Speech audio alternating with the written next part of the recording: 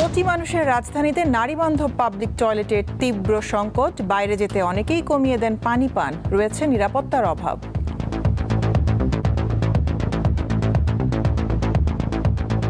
কোনোভাবে হাইজিন মেনটেনও হয় না, আবার ধরেন সেফ কিনা জানি না আসলে আমরা। ঢাকার জ্যাম অনেক, বিশাল জ্যাম, 2-2.5 ঘন্টা 3 ঘন্টা।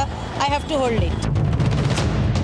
দেশে চলমান গ্যাস সংকটে বিপাকে কলকারখানার মালিকরা। বন্ধ হয়ে গেছে বেশ কিছু। মালয়েশিয়ার কাছে জ্বালানি সহযোগিতা চেয়ে ঢাকার চিঠি।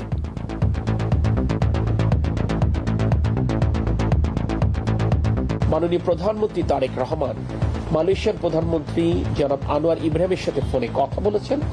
বাংলাদেশের এই উদ্ভূত জ্বালানি সংকট মোকাবেলায় তার এবং তার দেশের সহযোগিতা কামনা করেছেন। রাষ্ট্রপতি নির্বাচন নিয়ে ভারপ্রাপ্ত স্পিকারের সঙ্গে ইসির বৈঠক। শাহাবুদ্দিনের আইনি সুরক্ষা দায়িত্বকালীন সময়ের জন্য জানালেন উপদেষ্টা জাহেদ।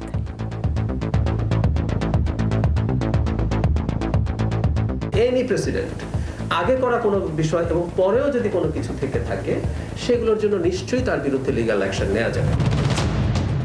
সাউথ আফ্রিকায় একটি দোকানে অগ্নিকাণ্ডে 6 বাংলাদেশির মৃত্যু। 5 জনই নারায়ণগঞ্জের বাসিন্দা। মরদেহ দ্রুত ফিরিয়ে আনতে প্রশাসনের আশ্বাস। আমাদের প্রবাসী কল্যাণ শাখার যিনি নারায়ণগঞ্জ এবং ঢাকার দায়িত্বে আছেন তার সাথে আমরা কথা বলেছি। অতি দ্রুত তাদের ডেড বডি থেকে শুরু করে অন্যান্য যেসব প্রক্রিয়াগুলো আছে সেই প্রক্রিয়াগুলোতে আমরা যাতে সহযোগিতা করতে পারি সেটার জন্য অলরেডি তাকে নির্দেশনা দেওয়া হয়েছে। ফিলিস্তিনের পশ্চিম তীর নিয়ে নতুন ছক কষছেন ইসরায়েলের প্রধানমন্ত্রী। ভোটে জিততে চলছে ইহুদিদের অবৈধ বসতি স্থাপন, ঝুঁকিতে গাজাবাসী।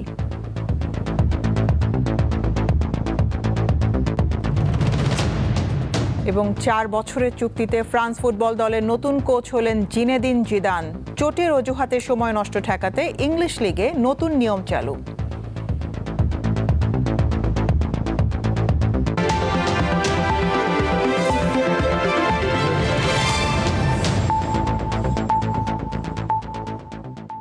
সংবাদে আরও থাকছে।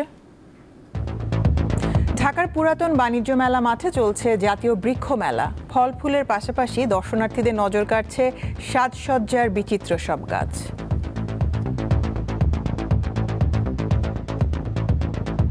সবসময় তো আসলে আমরা জেনারেল গাছগুলোর সম্পর্কেই জানি, কিন্তু এগুলো সম্পর্কে এতটা আমার আইডিয়া নেই। আমার কাছে মনে হয় এখন আসলে মানুষ অনেক উদ্বুদ্ধ হচ্ছে ইনডোর প্ল্যান্টসে। বেশ কিছু নতুন রকমের গাছ দেখেছি যেগুলো আগে দেখা হয় নাই বা বই পুস্তকেও দেখা হয় নাই। এখানে বিপুল সংখ্যক অর্কিড দেখে আমি খুবই আনন্দিত।